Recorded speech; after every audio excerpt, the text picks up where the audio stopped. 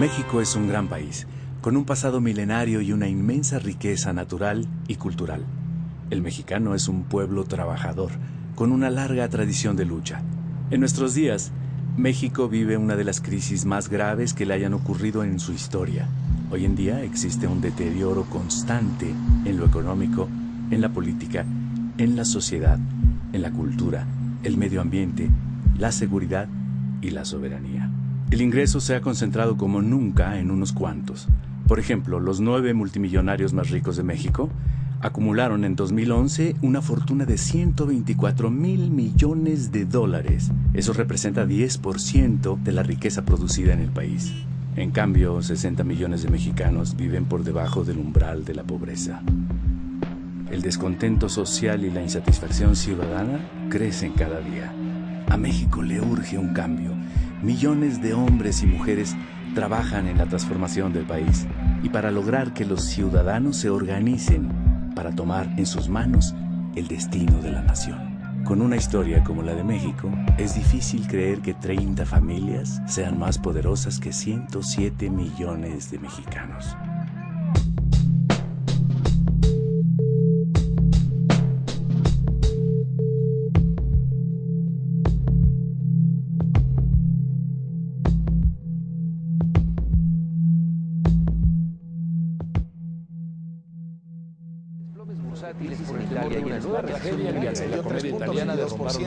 La inestabilidad alcanzó la bolsa mexicana de valores. El desempleo está en 4.46. En este contexto, el doctor Carstens decidió revisar a la baja el pronóstico de crecimiento económico. Y lo que sí sabemos es que siempre pierden los salarios. Trabajadores de Mexicana de Aviación exigen la reactivación de la aerolínea. A las afueras del estadio de Torreón. Dicen que la situación de México es cosa del destino. No hay empleo, no hay forma de cómo buscar la vida honradamente, por eso la gente se van en lo más fácil, por eso es que se vuelve todo muy difícil la situación. ¿Cuáles son las causas del actual desastre nacional? Hay muchas cosas que están mal en México, pero sin embargo todos no decimos nada. Ese es el principal problema. Mientras no digamos nada, esto va a seguir igual. En lo que coincidimos casi todos los mexicanos es en el diagnóstico. México está en crisis y cayendo. A mucha gente no le gusta escuchar esto. Piensan que si ignoran lo que pasa, evitarán que les afecte. Pero es importante saber lo que ocurre para poder cambiar nuestra realidad. Ya cada día se tiene que prescindir de un producto para poder comer y cada día eso pues afecta a la salud, afecta también a la población en cuanto a la educación, o sea, un niño que tiene hambre, que va sin comer a la escuela, pues evidentemente no va a rendir lo mismo que un niño que está bien nutrido. Entonces no hay mejoramiento de la vida, cada día el nivel de vida es peor y las condiciones pues como ya lo vieron aquí no, como que no hay esperanza para el futuro.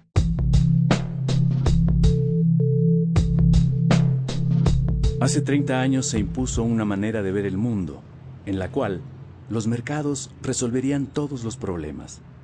En el caso de México, la bandera del libre mercado impuso el modelo neoliberal.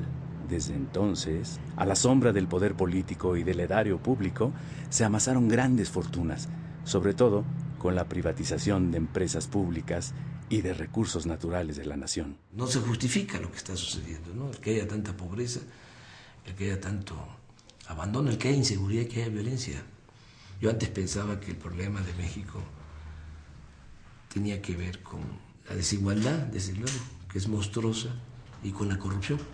Un problema estructural más profundo que es un orden económico y una clase económicamente dominante dentro de este orden, que son los empresarios, no en general, porque hay empresarios que arriesgan su dinero, que hacen un trabajo productivo, sino a un sector en particular. Esta oligarquía que no solo gobierna, sino que también especula con el monopolio, que especula con la renta, que especula con la depredación del medio ambiente y con la sobreexplotación del trabajador. Esa gente que tiene el poder económico captura el poder político y el resultado fue esa gran concentración de ingreso y de poder. Me parece que ha sido un proceso de devaluación de la población. Se le ofreció a la burguesía mexicana el negocio de insertarse en la economía global. Y pues ese negocio consistía básicamente en vender petróleo, desde luego, vender turismo, una fuente de mano de obra más barata, pues para reducirle todas las condiciones laborales a los trabajadores de Estados Unidos. Este modelo que se empieza a aplicar en el mundo desde mediados de los 70 y se define que había que apostar por la privatización, que había que pensar en ayudar mucho a que los de arriba hicieran dinero, porque si había dinero arriba iba a permear. Para llegar a eso se tenía que entregarles a ellos, ¿no?, los bienes de las naciones, los bienes de los pueblos. ¿Qué tipo de riqueza es la que las instituciones han favorecido que se acumule? Y uno debiera pensar que esta riqueza no es precisamente la que se hace, diríamos, de manera honesta, produciendo y haciendo inversiones, sino la riqueza que se obtiene mediante los monopolios excluyentes. Vamos a ver, digamos, el Estado controló en México la banca completa y hoy el sistema financiero ha sido privatizado de nueva cuenta. El sistema financiero es la fuente de acumulación especulativa más grande de la humanidad entera. Estas grandes corporaciones económicas, legalmente, mediante reformas en el Código Fiscal, no es algo ilegal, tienen regímenes fiscales de excepción. Son regímenes fiscales que les permiten, por ejemplo, pagar menos impuestos sobre la renta que un profesionista liberal, que un médico, que un abogado, que un trabajador. No pagan en proporción a los beneficios que obtienen. Esa es una vía que les permite acumular riqueza. Han sido las prebendas, los apoyos ilegales, las leyes monopólicas, las concesiones fraudulentas, las que han construido el gran capital en este país. Se ha construido a la sombra del favor. La concesión para que tengas una televisión para toda tu vida, la utilización del Estado como el gran financiador de la riqueza privada y del gran capital y de la oligarquía. Este modelo avanza en su salvajismo, en su barbarie, de manera progresiva. Es decir, se empieza con las desincorporaciones, con las ventas de entidades de propiedad pública, se sigue con el saqueo descarado, se sigue con el contratismo que permite transferir muchos miles de millones de dólares de la propiedad pública a la privada. Un proceso de destrucción de una parte de lo que fue la industria nacional, ¿sí?, en el sector metalúrgico, en ferrocarriles, en bancos, en vías aéreas. Un proceso de privatización siempre además teñido por el estilo mexicano, abuso de poder, corrupción, ¿sí?, entregarle a herederos, primos, amigos, cuates, ¿no?, parte del negocio. Una de las cosas que han hecho crecer seriamente en México las lógicas delincuenciales fue la entrada en vigor del modelo neoliberal. Podríamos pensar que es una violación masiva de derechos humanos a la población rural y a la población indígena, porque atrás de esto está el intento de reapropiarse del 60% del territorio nacional en manos actualmente de campesinos para pasar a manos privadas. Todo el esquema legal está diseñado de tal suerte que se protejan, se defiendan estos grandes intereses económicos y mediáticos que promueven este modelo económico, moral, entre comillas, de individualismo posesivo, de acumulación de la riqueza, de desmantelamiento de la solidaridad y la cooperación, de las redes del tejido social que antes existían en nuestro país.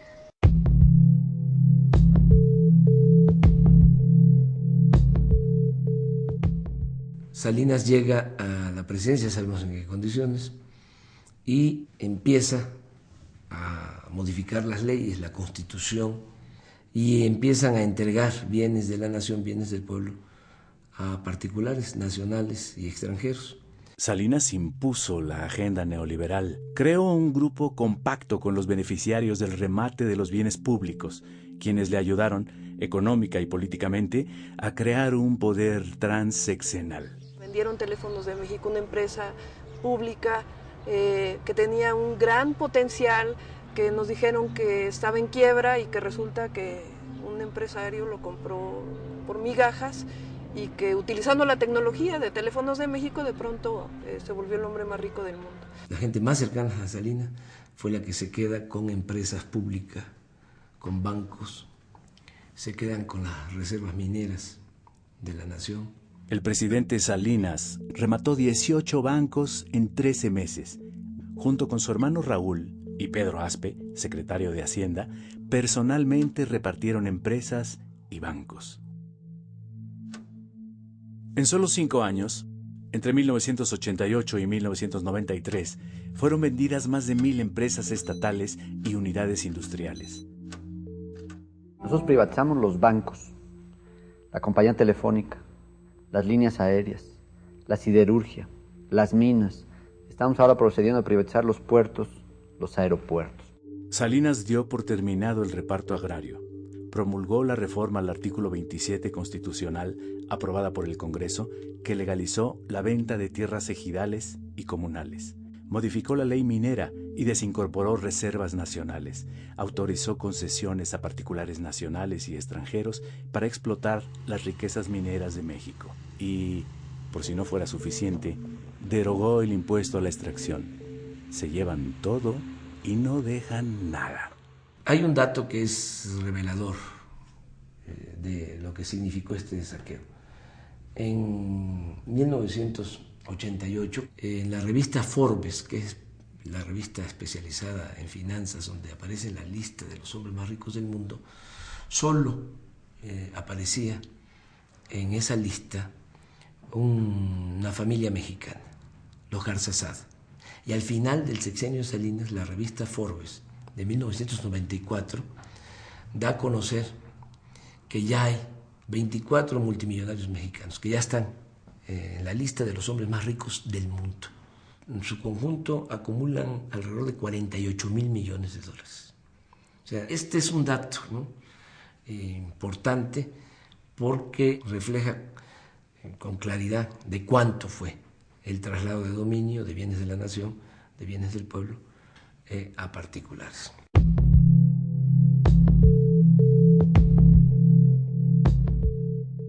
En diciembre de 1994, la crisis financiera internacional, la fuga de capitales y la devaluación del peso hicieron caer la economía mexicana 6.2%, como no había sucedido desde 1932. La primera decisión que tomó el presidente Zedillo fue rescatar a empresarios y banqueros con recursos públicos, olvidando a los deudores y a la gran mayoría de los mexicanos. Creó el Fondo Bancario de Protección al Ahorro, FOBAPROA. Se rescató básicamente a los grandes banqueros, a los grandes intereses económicos con recursos públicos, y ahí participó el Ejecutivo, o sea, Zedillo, y participó también la Cámara de Diputados, el Congreso de la Unión, avalando esa privatización de los beneficios y socialización de las pérdidas. El FOBAPROA es un barril sin fondo. Zedillo prometió que el rescate bancario costaría 180,000 millones de pesos. Desde 1995 se han pagado intereses por más de 600,000 millones de pesos, pero la deuda sigue casi intacta. En 2010, el Instituto para el Ahorro Bancario tenía un adeudo de 1.300.000 millones de pesos. Este monto, se estima, solo podrá ser cubierto hasta dentro de 70 años. ¡Qué cosa más jodida! Todavía estamos pagando y estaremos pagando por décadas y décadas la presunta salvación, el FOBAPROA, y finalmente los bancos ni siquiera están ganando dinero prestando, ni siquiera están ganando dinero apoyando a los que invierten, están ganando dinero simplemente porque el gobierno les está pagando los intereses de una deuda que no está amortizando. Esto es especulación.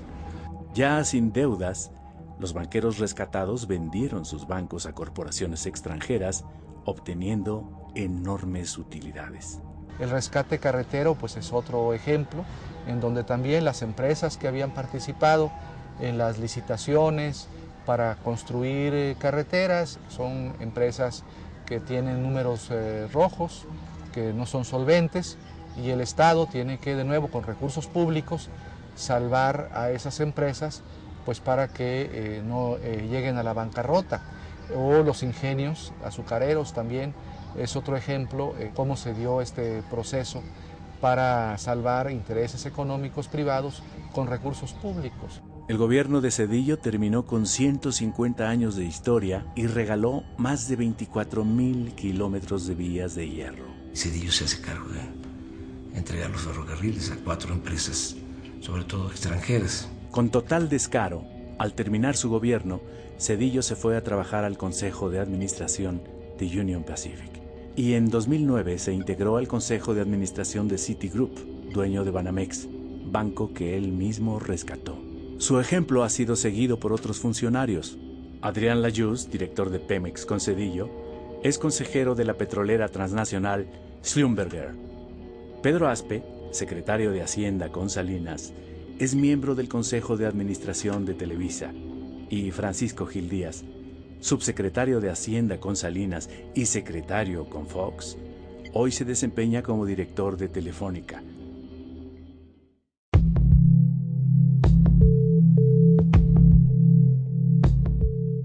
Gracias al empuje democrático de la sociedad mexicana, en el año 2000, el panista Vicente Fox ganó la presidencia de la República y acabó con más de 70 años del régimen priista.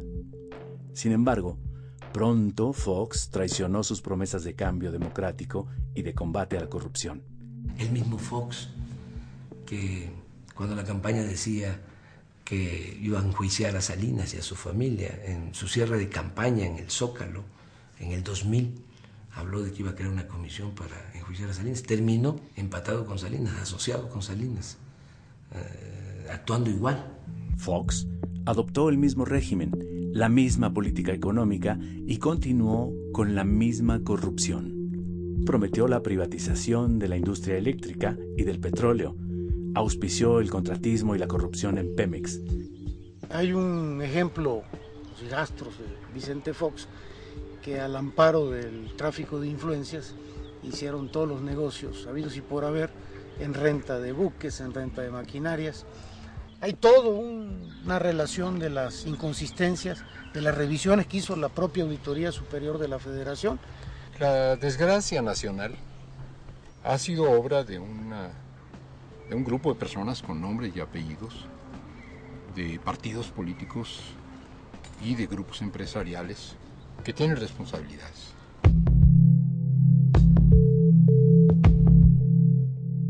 La oligarquía mexicana se hizo tan poderosa que se colocó por encima de las instituciones. Ellos son los que mandan en el poder legislativo, en el poder judicial, en el poder ejecutivo, y tienen el control, que es lo que más les apoya para imponerse, de los medios de comunicación. ¿Cómo se hace todo este acuerdo entre empresarios, políticos del PRI, del PAN, para mantener este esquema político, económico de dominación? Estos empresarios pues pagan las campañas de los políticos afines, y una vez que estos políticos afines llegan a las cámaras del Congreso, a las gobernaturas o a la presidencia de la República, pues esos políticos responden a los intereses de estos empresarios que financiaron las campañas, sobre todo el apoyo de las televisoras. Por lo mismo, pues en México no se garantiza el derecho a la información. Ellos son los que deciden qué informan, qué no informan. Ellos administran la ignorancia en el país. La oligarquía ha construido toda una red de desinformación y es muy importante. No puedes hacer democracia sin información.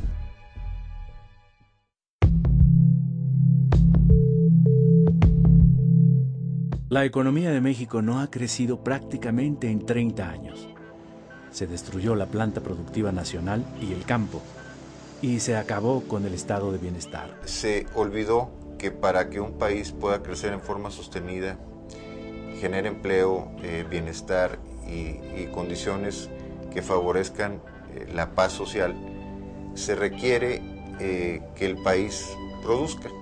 El México rural ha quedado en la ruina.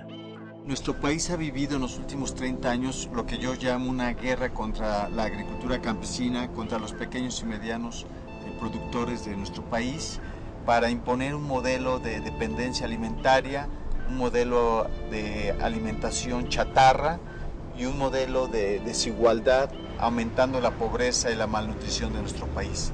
Los tecnócratas redujeron los apoyos a los productores, eliminaron aranceles y permisos de importación, también la inversión pública destinada al sector agropecuario. Desmantelando la producción nacional, dándole la espalda a los campesinos mexicanos y generando una liberalización que solamente ha beneficiado a un puñado de grandes corporaciones agroalimentarias mexicanas y transnacionales. Los empresarios pequeños y medianos pues son los olvidados del sistema y sus intereses son sacrificados a los intereses de los grandes empresarios monopólicos que son los que controlan al gobierno. El sector energético nacional dejó de ser prioridad. Nos tardamos muchísimos años, décadas, en construir empresas mexicanas del Estado, con una fuerza técnica muy importante, y en los últimos 20 años prácticamente lo han ido desmantelando poco a poco. A pesar de que constitucionalmente está prohibido, se permitió, digamos, entre comillas, la participación privada en la generación eléctrica. La industria petrolera nacional ha sido desmantelada. Todo se concentra en la venta de petróleo crudo al extranjero. México importa más de 40% de la gasolina que consume y 25% del gas que necesita. Eso provoca los altos precios en los energéticos que perjudican a los consumidores y productores. Las inversiones en Pemex no solo cada vez son de menor cuantía, sino que están mal dirigidas, con toda la intención no de producir más hidrocarburos, sino con la intención de hacer negocio con empresas particulares. A inicios de 2008 hay una iniciativa de Calderón de privatizar prácticamente todas las áreas del sector petrolero. Eso él le llamaba una reforma energética. Toda la cadena petrolera se quería privatizar. Viene un gran movimiento.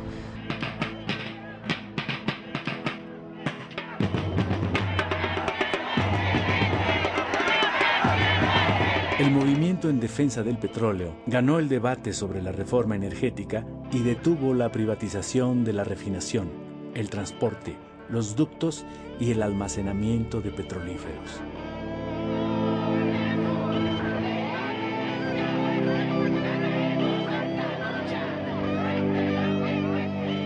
Aunque hay que decir que las luchas logran parar, pero el intento privatizador por parte de Calderón sigue. Están buscando a través de otras leyes como las asociaciones público-privadas privatizar los ductos o buscar un esquema de privatización de las refinerías. México tiene un gran tesoro, un tesoro escondido debajo del fondo del mar.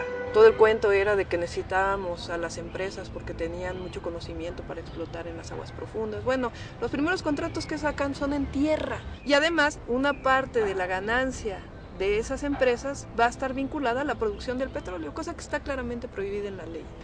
El 80% de los pozos de producción y exploratorios se dan en la región norte y el 20% restante en la región sur y en las dos marinas, cuando que es en estas tres regiones donde se produce el 90% de los hidrocarburos.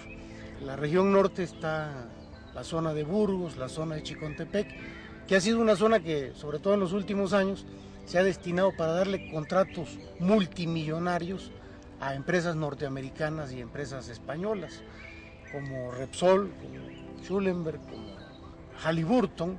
Las industrias petroleras extranjeras, aquellas que el general Lázaro Cárdenas les pagó a través de la expropiación petrolera para que salieran de México, aquellas que fue el pueblo de México quien salió a las calles para defender la industria petrolera nacional, pues a esas las estamos volviendo a contratar. El sector eléctrico mexicano pues está desmantelando y las fuentes que suministran para generar electricidad son importadas. Y las tarifas eléctricas están por los cielos, en parte pues para favorecer a unas cuantas empresas que ni siquiera nacionales son, porque la mayoría son españolas y estadounidenses. Quien hace estos arreglos, estos enjuagues con estas empresas para comprarles maquinaria y equipo, es el brazo derecho del que era en ese momento el director de la Comisión Federal de Electricidad, Elías Ayub, y le pagan con un Ferrari, le pagan con un yate, le dan miles o cientos de miles de dólares.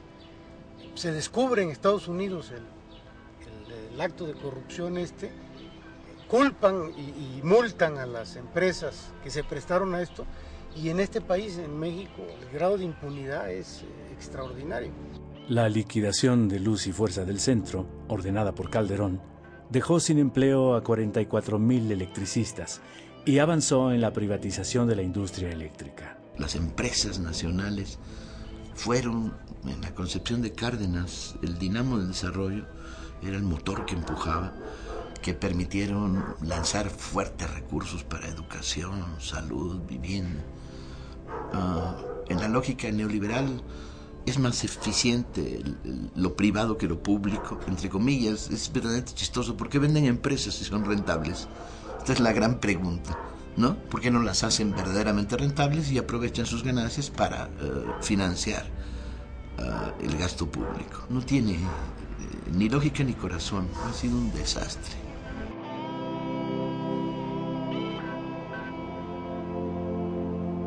El neoliberalismo en México es sinónimo de saqueo, abandono y corrupción. Este proceso explica todos los fenómenos que vienen después. Explica, por ejemplo, las políticas de contención salarial. Explica el retiro gradual pero sostenido y sistemático de prestaciones laborales, de derechos, de servicios, de educación, de salud, de cultura. 7 de cada 10 mexicanos que trabajan ganan menos de 5,000 pesos mensuales, 3 salarios mínimos. Es la tercera parte del salario mínimo en Estados Unidos, que alcanza los 15,000 pesos mensuales. La política neoliberal ha creado una enorme desigualdad económica y social. Como el 80-90% del crecimiento del PIB se ha ido a el 1% de la población. Desde 1983, la migración hacia Estados Unidos creció de forma impresionante. En 2010, 500,000 mexicanos cruzaron la frontera norte buscando un futuro. El desempleo y la falta de oportunidades de educación serían las razones principales por las cuales las corrientes migratorias de México hacia Estados Unidos siguen incontenibles, a pesar de la represión generalizada que se está viviendo actualmente en los Estados Unidos en contra de los mexicanos en particular y de los inmigrantes en general. Cada año 1 millón de jóvenes ingresa al mercado laboral, pero ni 25% logra encontrar un empleo. Más de 20 millones no tiene para pagar la canasta básica, pues el salario ha perdido 80% de su poder de compra. Hace 28 años el salario mínimo alcanzaba para comprar 51 kilos de tortilla o 280 piezas de pan blanco o 12 kilos de frijol bayo.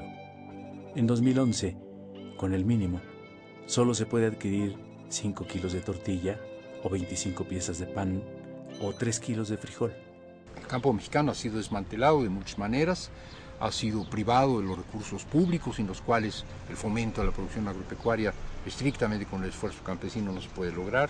Se han abierto las fronteras a la importación de granos básicos, se ha estimulado únicamente al sector empresarial, que es el que menos lo necesita, se ha desalentado de muchas maneras la agricultura y sin embargo México sigue siendo un país con campesinos.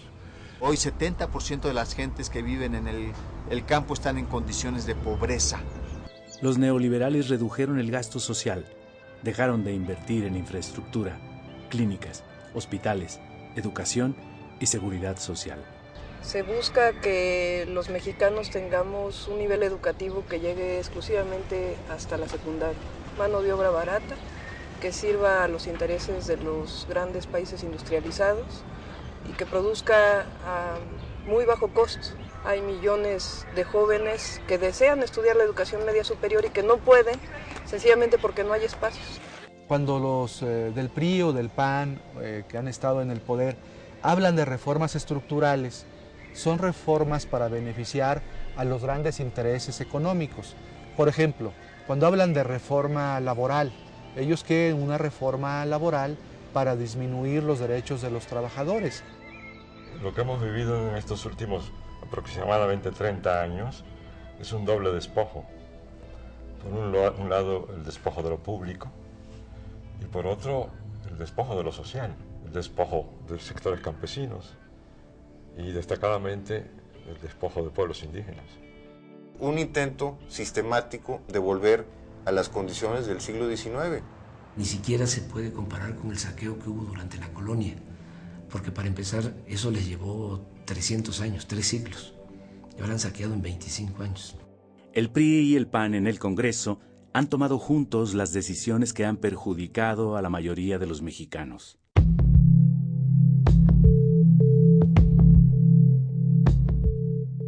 De Salinas a la fecha han concesionado 52 millones de hectáreas. Estamos hablando del 26% del territorio nacional. Ni en la época de Porfirio Díaz las compañías deslindadoras llegaron a quedarse con tanto. Empresas fundamentalmente extranjeras y muy poquitas, pero muy poderosas empresas mexicanas, ¿no?, que están metidas en el negocio de la minería. La lucha de los campesinos y pobladores de San Luis Potosí en contra de Minera San Javier, que violando la ley insisten en despojar el territorio y el patrimonio histórico y cultural de la gente.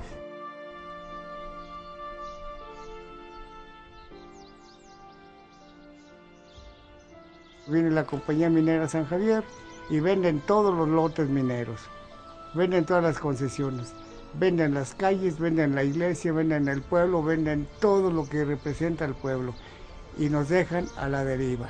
Formamos un grupo que en la actualidad se conoce como el FAO y ha llevado una lucha durante 15 años contra un proyecto minero que pues, todo el mundo conoce, el de Minera San Javier.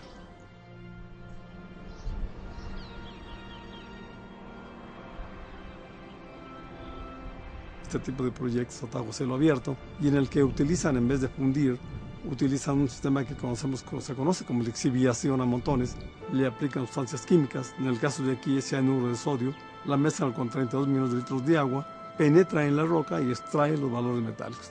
Y además utilizan 25 toneladas de explosivos.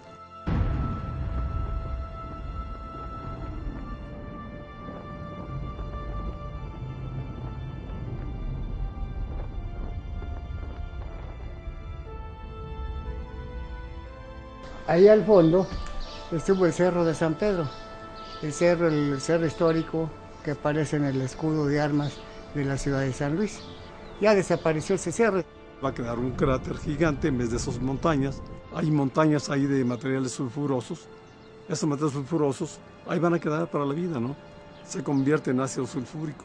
Cuando llueve, escurren y va a llegar a los acuíferos. Aquí estamos sobre un acuífero, que es el que surte a todo el Valle de San Luis Potosí y los municipios conurbados a San Luis Potosí. Es un acuífero muy grande. Va avanzando y va quemando toda la maleza, acaba con la flora y por supuesto con la fauna. Ya no hay animales, no hay ni moscas, todo se acabó. Lo vemos como una nueva conquista contra nuestro país, alrededor del 40% con cifras de la Camimex. El país está concesionado y buscan obtener el 70% del territorio nacional.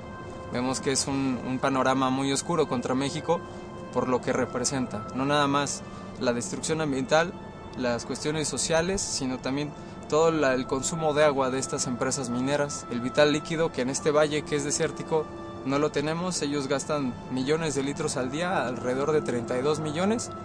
Pero si sumamos todos los proyectos de minas en el país, es lo que en una hora se gasta en lo que todo el país completo. Entonces lo vemos como algo muy, muy preocupante. Para poder instalarse en una comunidad como aquí o como cualquier otra, normalmente van a encontrar resistencia. Entonces tienen que acudir a sistemas pues también socialmente agresivos, ¿no? Se encargan de intimidar, amenazar, de golpear y si es necesario de eliminar físicamente a los opositores a los proyectos. Se han agredido, a mí en lo particular me balacearon en la compañía minera y nos trataron de lincharnos. Lo único que nos dejan realmente es una depredación ambiental, una división social, rompen el tejido social de las comunidades, dividen a las familias, hacen que se enfrenten, que se peleen y enfermedades a posterior. De los riñones, enfermedades renales. Pero como yo, hay muchos también que es lo mismo. Esto ha sido una felonía lo que han hecho con mi pueblo. La tremenda corrupción, la corrupción organizada está de parte de ellos, no de parte de los pobladores.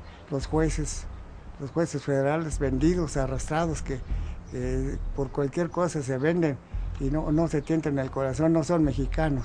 Esa supuesta fiebre del oro no deja una bonanza en nuestras comunidades y en el país. Pero algo que sí hemos notado, y es irónico, que sí dejan, es millones de pesos en corrupción. No es casual que una empresa de este tamaño opere ilegalmente y el gobierno pues haga de la vista gorda, voltee para otro lado y no hay problema, ¿no? Viene desde Ernesto Zedillo, o sea, que están involucrados en este proyecto de Minera San Javier, obviamente Vicente Fox y obviamente Calderón. En realidad esto que nos pasó a nosotros y que nos está pasando no tiene comparación. Aquí está San Pedro, donde se inició la primera lucha a nivel nacional contra estas mineras. Pues el ejemplo ya cundió, donde quiera que llega un proyecto minero aquí en México, en nuestro país, que en la actualidad suman como 750 más o menos, todo largo y ancho del país, pues donde quiera ya hay brotes, porque ya hay la experiencia de muchas partes de los graves daños y impactos graves a la población que causan. Hay concesiones que son otorgadas por el gobierno federal, principalmente para explotaciones mineras, para construcciones de presas, para construcciones de grandes vías de comunicación, pero la gente no está siendo consultada. Ahí se está violando la libre determinación de los pueblos indígenas. Tenemos un problema muy fuerte con una empresa minera. Esta empresa minera estuvo explotando los recursos del subsuelo de la comunidad de Capilapa de Méndez durante 225 años. La empresa minera venía por abajo de la comunidad y usan dinamita, cartuchos, explosivos, y toda el agua que hay en la superficie se va para abajo. Y hasta la fecha llevamos 14 veneros ya perdidos por completo, no hay agua. Lógicamente que la minera ha buscado estrategias para que se dividan los pueblos de la Sierra Juárez. Entonces la gente ya decidió decir no a la minería. Tenemos ya hasta el momento ya notificados en la Secretaría de Economía y la Secretaría de Minas, pues ya 34,000 hectáreas concesionadas entre lo que es Ejutla de Crespo y Ocotlán de Morelos, ¿no? Todo está gobernado, manipulado y diseñado desde los asesores de la empresa minera Cuscatlán. San José Preso como municipio ha venido gestionando la posibilidad de poder tener una concesión para explorar y explotar un pozo profundo para el agua potable de la comunidad, la cual siempre ha sido negada bajo el argumento de que en la zona de valles centrales de Ocotlán no hay suficiente agua para poder hacer ese tipo de obras, ¿no? Sin embargo, a la empresa minera sí se le dan 5 concesiones para explotar pozos profundos en la zona. El gobierno federal ha concesionado hasta el 2058 las minas, ¿no? Sin tomar en cuenta a las autoridades de los pueblos, ¿no? Países como Canadá muy enriquecidos a costa de la pobreza de nuestros pueblos, a costa de nuestras vidas. A ellos no les interesa nuestras vidas, a ellos les interesa nada más el oro. El rechazo de millones de jóvenes, de millones de personas a la falta de oportunidades que ha generado el modelo neoliberal, que deja a millones de seres humanos sin empleo, sin oportunidades de educación, sin oportunidades de salud, los deja sin esperanza. El pueblo de México ha peleado y sigue peleando cotidianamente porque no le arranquen o no le acaben de arrancar los derechos, los espacios, los recursos por los cuales ha dado su vida, su trabajo y en algunas épocas han hecho revoluciones. México es un país que genera continua resistencia. Los ciudadanos no se callan, actúan bajo la forma de luchas constantes por todos lados, ¿sí? Luchas de resistencia. Y luego se expresó de una manera muy potente en 3 momentos. Se expresó en la insurrección electoral cardenista, se expresó en el alzamiento zapatista y se expresó en el movimiento López Obradorista. Han sido los 3 grandes momentos donde se produjo conjunciones de fuerzas, ¿no? Que estaban disidentes, peleando, resistiendo, pero que se encontraron.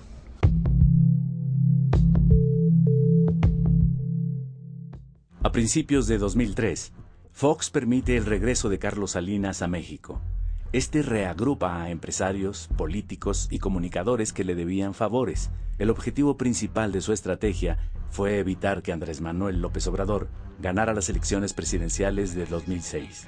Las cúpulas empresariales financiaron la guerra sucia y la campaña de miedo contra López Obrador y el fraude electoral. Apostarle a algo distinto es retroceder. Defendamos lo que hemos logrado. Consejo Coordinador Empresarial. Está documentado que en las elecciones del 2006, Calderón negoció con diversos actores, empresarios, políticos, concretamente gobernadores. Manuel Espino declara en 2006 que 8 gobernadores pactaron con Calderón su apoyo. Entre esos 8 gobernadores está el de Puebla, María Marín, está el de Oaxaca, Ulises Ruiz, está el de Veracruz, Fidel Herrera, el de Sonora, Eduardo Burs, el de Nuevo León, González Parás, el de Tamaulipas, Hernández Flores, el de Durango. Vicente Fox admitió que cargó los dados a favor de Calderón. El Baester Gordillo pactó con Calderón para apoyarlo en la elección a cambio de la dirección de la Secretaría de Educación Pública, el ISSSTE y Lotería Nacional. Sí acordé con el presidente Calderón, sí lo hicimos de manera responsable y democrática, aceptando nuestras diferencias. El fraude electoral de 2006 se orquestó para evitar un verdadero cambio político y económico en México. Las elecciones de 2006 no fueron certeras, no fueron libres, no fueron transparentes, no fueron creíbles, porque hubo una distorsión de la voluntad popular que se expresó de muchas maneras, no solo en la manipulación de los sufragios, sino desde mucho antes con la abierta participación del Ejecutivo Federal en la conformación de la candidatura de Felipe Calderón. La negativa de Calderón al voto por voto, casilla por casilla, amparándose en la corrupta estructura del IFE, dominada por el Baester Gordillo, otra de las figuras negras en la historia de este país, daba cuenta de que algo, de que era cierto, que no habían ganado. Yo soy de los que están plenamente convencidos de que Calderón no ganó las elecciones, de que las ganó López Obrador. La resistencia era obligada, decir, no, espérame, te vas a robar las elecciones, nos vas a quitar a los mexicanos el derecho a decidir. Creo que fue un gran momento para muchos y que consolidó una forma de disidencia y que fue sano y que expresó el sentir de un... Pero también creo que no acumulamos las suficientes fuerzas para detener el fraude. 2006 demostró que se requerían algunas cosas más. Una de ellas, por supuesto, es un nivel mínimo de organización social, organización popular, y un nivel también de conciencia más clara de cuáles son los grandes problemas nacionales.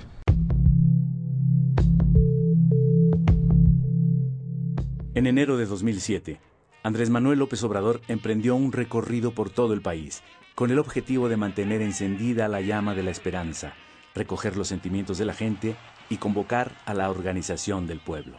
Esta conciencia de que somos un mosaico cultural diverso y que en este está nuestra fuerza, Andrés Manuel lo descubrió recorriendo el país a pie, en coche y en avión, saludando gente, mirándoles las caras, escuchando lenguas distintas, viendo paisajes distintos. El político y el mexicano, creo yo, que más a raíz conoce este país, más directamente, piel a piel, conoce al pueblo de México. La fortaleza, ¿no?, que hay en nuestro pueblo, ¿no?, la grandeza de México, ¿no?, en las distintas regiones, por la cultura. México es heredero de la gran civilización mesoamericana. Este país se fundó hace 10.000 años. Ahí están las comunidades con sus costumbres, sus tradiciones, sus valores, y una gran reserva de valores. Por ejemplo, en el asunto de la inseguridad y de la violencia, hay menos inseguridad y violencia en donde se mantienen las tradiciones, las costumbres, la organización social tradicional.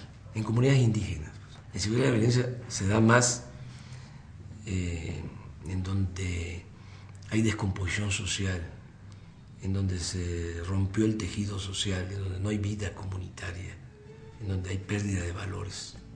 Lo he constatado en mis recorridos, ¿no? La gente extraordinaria, gente buena, con, insisto, muchos valores,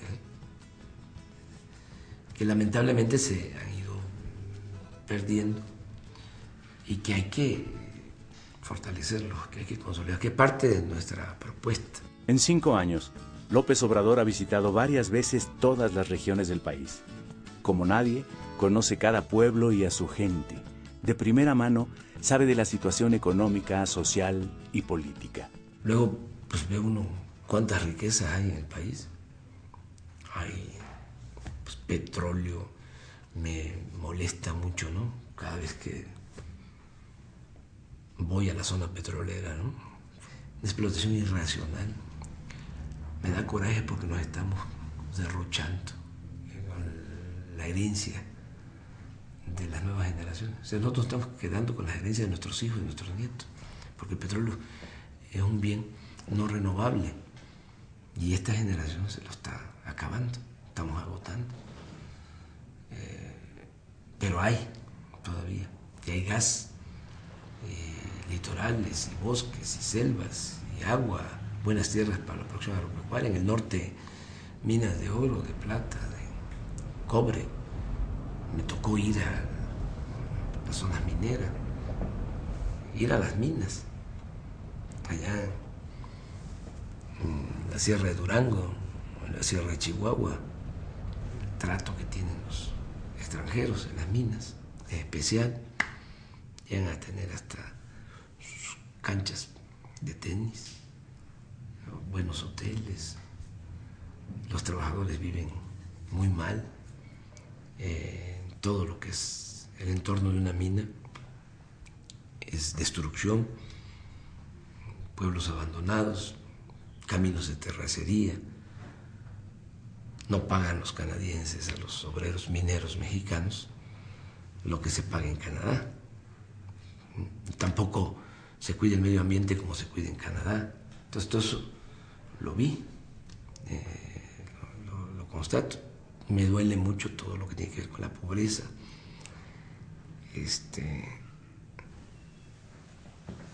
Mucha pobreza. De eso no hablamos mejor, pero es muy doloroso, ¿no? Porque hay mucha gente que no tiene ni para comer. Bueno, hay partes buenas, bueno, todo es bueno, pero tenemos un país con mucha belleza también. Ha sido para mí un privilegio, ¿no? El recorrer a ras de tierra todo el país, conocerlo muy bien.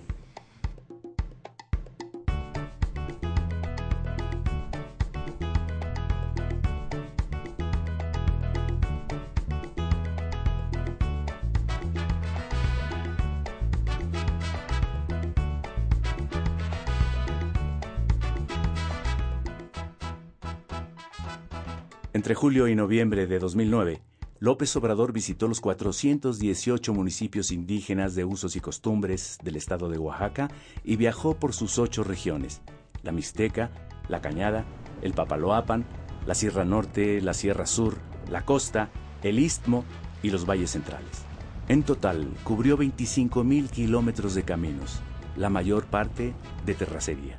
Andrés Manuel fue recibido con mucho gusto por la gente salía a la calle. En algunas comunidades en donde él no tenía programada la visita, pues la gente salió y tuvo que pararse en la caravana para que lo pudieran atender, ¿no? Entonces fue recibido con mucho gusto, levantó una gran expectativa y la gente se acuerda de él, ¿no? Él se encontró con un modelo de organización que no existe en muchos lugares del país. La gira por los pueblos, los municipios de usos y costumbres de Oaxaca, que le permitió, digamos, ver más de cerca y en conjunto cómo funciona este mundo indígena y cómo allí hay un conjunto de riquezas culturales, morales, intelectuales, de visión del mundo, de cosmovisión, que son elementos fundamentales que inspiran el tipo de nueva sociedad que hay que construir. Oaxaca profundo y el México profundo, pues es abajo la organización, ¿no?, de los pueblos que día a día luchan por salir adelante, día a día construyen un mundo de mejor. Desgraciadamente, con los cacicazgos que se han vivido, pues nada han podido hacer los pueblos, porque llegan y nos invaden, ¿no? Se llevan nuestros recursos naturales, vemos cómo talan nuestros bosques, ¿no? Sin embargo, poco a poco la gente ha despertado y ese México profundo empieza a despertar, ¿no? Desde el 95 a la fecha, digamos, en Oaxaca se pueden elegir a las autoridades municipales de las comunidades indígenas por un sistema que en la ley quedó denominado de usos y costumbres, ¿no? Son 418 municipios en el estado de Oaxaca. La asamblea nos elige a nosotros, ¿no? Y aquí en San Bartolo hay doble vuelta, se le puede llamar. Primero eligen una terna, luego una segunda terna, una tercera terna y viene la segunda vuelta de las 3 ternas ganadoras para competir quién es su representante, ¿no? Y eso nos hace fuertes a todos, ¿no? A todos los que ocupamos el cargo de presidentes municipales y bueno, el compromiso que hacemos ante el pueblo, ¿no?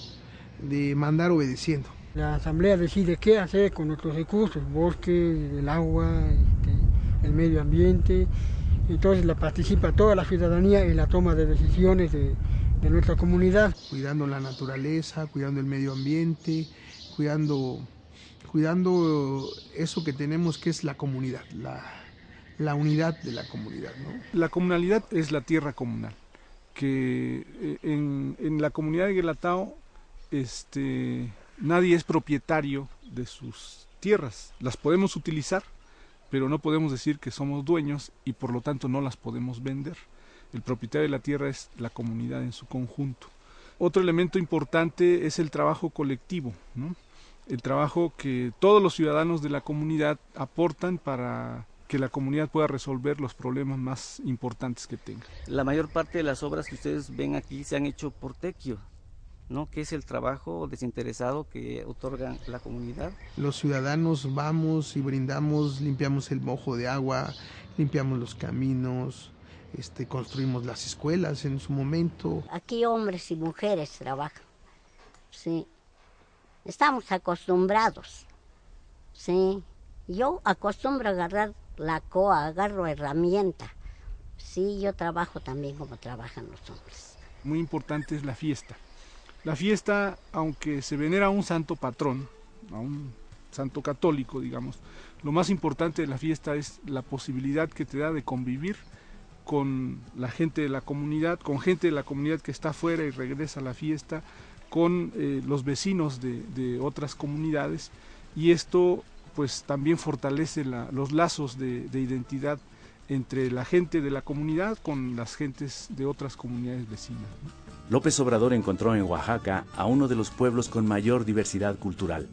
Conservan valores, costumbres, tradiciones comunitarias, lenguas y organización social, heredadas de la gran civilización mesoamericana. Yo creo que el licenciado Andrés Manuel tiene un buen aliado aquí en la región de la Sierra Juárez de Oaxaca. Y pues tenemos que seguir platicando con él para buscar cómo construir juntos este país.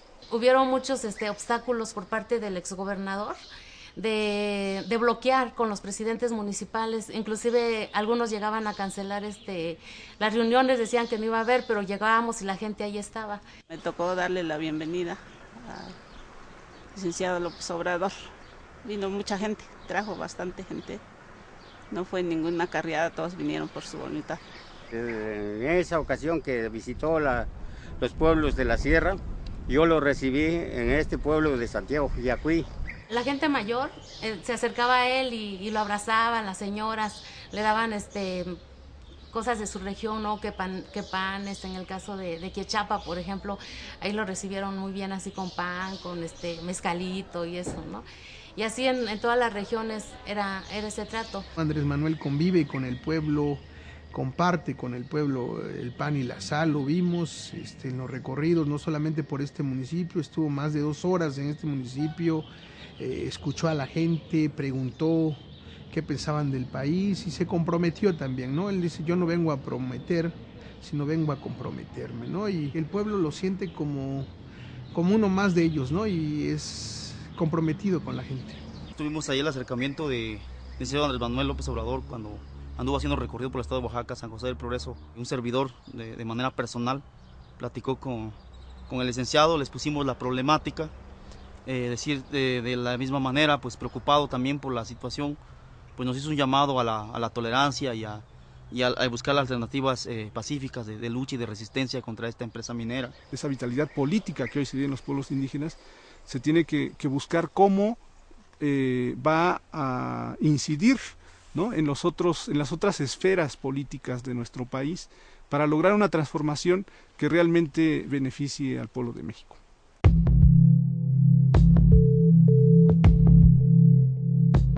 Si no hay un cambio de régimen, no vamos a encontrar la salida, ni como pueblo ni como nación. De eso estoy convencido. O sea, si no hay un cambio verdadero, si no hay reformas en todos los órdenes de la vida pública, en lo económico, lo político, lo social, si no se fortalecen valores espirituales, morales, culturales, no hay salida. Al contrario, cada día va a estar peor la situación. Se va a seguir hundiendo el país. Lo que decía Juárez, ¿no? Justicia, no venganza. Sencillamente ya ellos ya no van a dominar en el país. La transformación de México no es la tarea de un solo hombre, es tarea de todo un pueblo. Tengo que ser realista. Lo he analizado, lo he reflexionado, lo he pensado mucho y sé que la única opción es el que entre todos podamos llevar a cabo la renovación tajante de la vida pública. La continuidad del PAN significa la continuidad de lo que estamos viviendo, o sea, un manejo de la economía contra los ciudadanos y una guerra contra el narco, que es una guerra contra los ciudadanos de nuevo. El retorno del PRI puede resultar verdaderamente trágico. Regresan con 12 años de no haberle podido meter el diente a las arcas del poder y van a querer comérselo todos. Es la horda de los 40 ladrones de Alibaba, pero potenciados a la mexicana. Como ya no les funciona el PAN, no les funciona Calderón, lo hacen a un lado y echaron a andar en una operación de recambio para hacernos creer de que si regresa el PRI van a mejorar las cosas en el país. Es Salinas, es Televisa, ¿no?, impulsando la candidatura de Peña Nieto. Que hay mucha gente que ya está creyendo de que si regresa el PRI las cosas van a mejorar. Esta crisis se gesta, se origina cuando el PRI dominaba. Los gobiernos del PRI fueron los que declararon la guerra radical contra los campesinos, firmando a espaldas de los campesinos el Tratado de Libre Comercio de América del Norte y entregando la seguridad alimentaria. Fue con el PRI que se hizo la contrarreforma agraria en el artículo 27 constitucional. Fue con el PRI que se instituyó el sistema de control corporativo a través de la CNC, en donde los campesinos no se les reconoció ni se les reconoce ahora como sujetos de derechos, sino como carne de cañón, como voto verde, como acarreados. Fue con el PRI donde se estableció el sistema de corrupción generalizada. Así que para el campo de ninguna manera es opción el retorno del PRI al Ejecutivo Federal en el 2012. Peña Nieto a la cabeza de esto es verdaderamente peligroso. Es un títere con Salinas moviendo los hilos, una combinación de las grandes televisoras, los gobernadores corruptos del PRI, el sindicalismo charro del Basteri y compañía. Lo peor de México está impulsando a Peña Nieto. Si la batalla es en el terreno de las ideas, la tienen perdida, porque ¿cómo van a defender los monopolios? ¿Cómo van a defender que los que ganan más impuestos ante la opinión pública, cómo van a defender que no paguen? Es imposible. Entonces, su estrategia, que creo que tiene sentido, aunque es perversa, es, pues vamos a atacar al mensajero, porque al mensaje está muy difícil atacarlo. Nosotros tenemos en la institucionalidad secuestrada un campo de batalla irrenunciable entre la barbarie de la mafia y la civilización de una sociedad que se organiza en muchas expresiones y de muchas maneras día con día. Es importante seguir insistiendo en esta vía pacífica de cambio, de transformación, aunque sabemos que las instituciones electorales están cooptadas también por los intereses económicos y estos intereses del modelo neoliberal. Sabemos cómo actúa el IFE y el Tribunal Electoral y a quién responden estos consejeros y esos magistrados. A pesar de ello, pues la vía más adecuada es la vía pacífica. Es muy importante crear una cultura de la información por abajo y paralela, y ya no de contrainformación, sino de información, y volverlos a ellos la contrainformación. Ese trabajo es fundamental para la transformación del país. Hacer conciencia, que el pueblo tenga todos los elementos, que la gente tenga toda la información y pueda ser dueño y constructor de su propio destino. Es decir, cuando la gente internaliza de que hay opresores, ¿no?, y que debido a eso el pueblo no puede salir adelante como está sucediendo en el país, y sabe de que si se participa y si hay unidad de todos los que están en igualdad de circunstancias, es decir, todos los oprimidos, pues entonces se logra la liberación. Necesitamos cambiar el país, necesitamos proponernos objetivos grandes. No hay mexicano pequeño para los grandes objetivos que tenemos. Y estos objetivos vamos a hacerlos entre todos. Necesitamos organizarnos, por supuesto, para buscar, para exigir que cambie esta política de seguridad pública que ha implementado Calderón. Es una política genocida. Necesitamos reconstruir la economía con nuestras formas de trabajo y de organización. Necesitamos reconstruir la confianza de unos con otros a través de restablecer los lazos solidarios.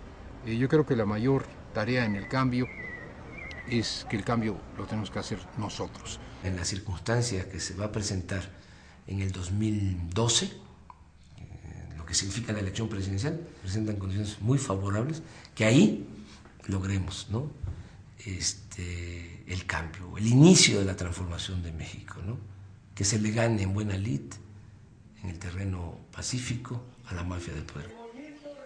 Morena se está organizando no solamente para el 2012, nos estamos organizando para transformar el país independientemente de lo que ocurra en el 2012.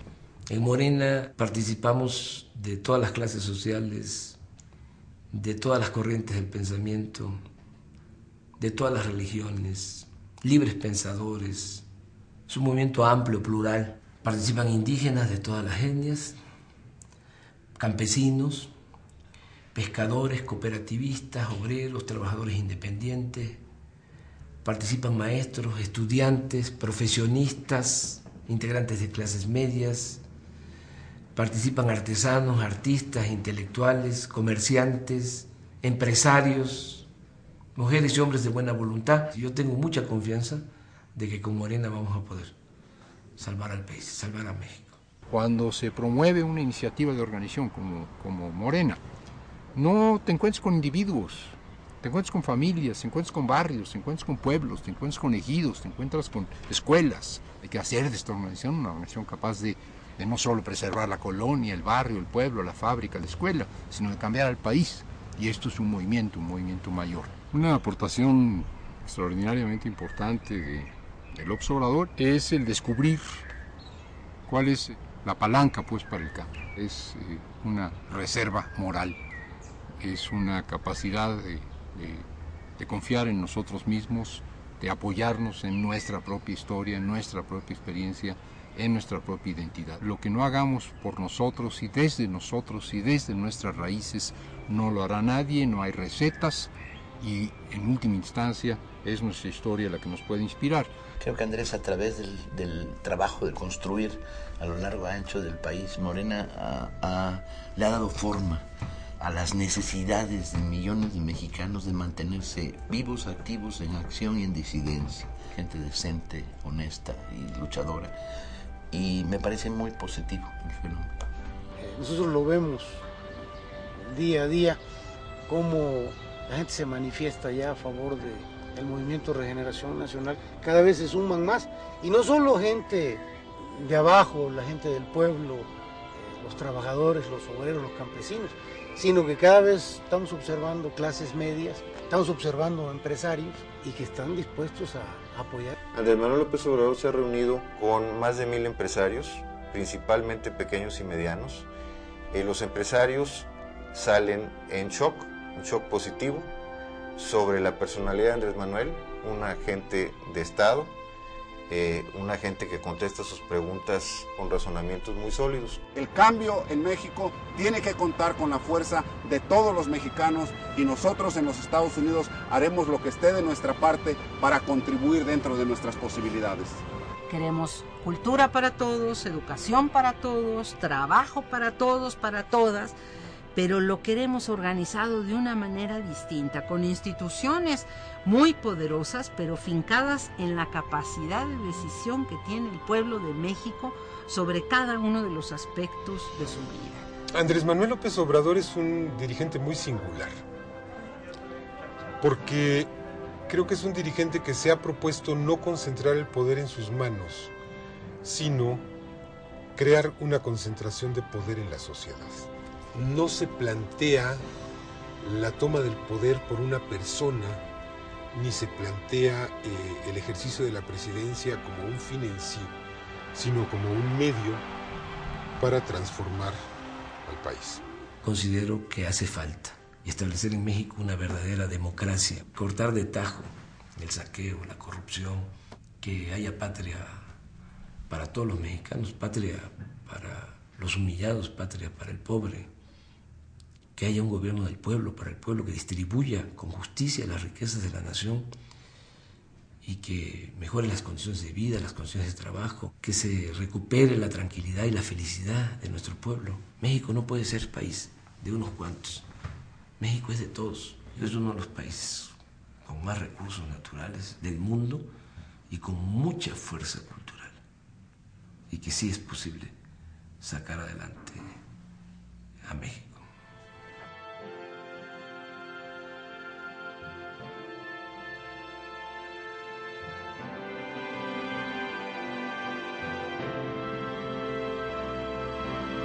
Confieso que soy un hombre de fe y convicciones, con errores y defectos, como todos los seres humanos. Nunca me ha interesado el dinero, pero sostengo que no todo el que tiene es malvado. Creo en la no violencia, en la libertad y en la tolerancia. Creo que el pueblo es dueño y conductor de su propio destino. Ustedes representan la conciencia honrada que se subleva ante la injusticia. Ustedes luchan por una nueva vida y trabajan por una patria nueva.